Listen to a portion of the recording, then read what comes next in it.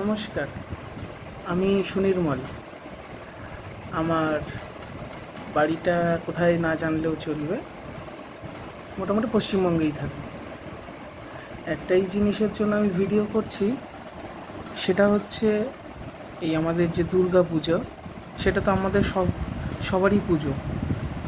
সে আমরা হিন্দুই হই আর মুসলিমই হই। আমাদের শ্রেষ্ঠ পুজো যেহেতু সবাই জানো সেটা। আমরা এই পুজোতে সবথেকে বেশি আনন্দও করি,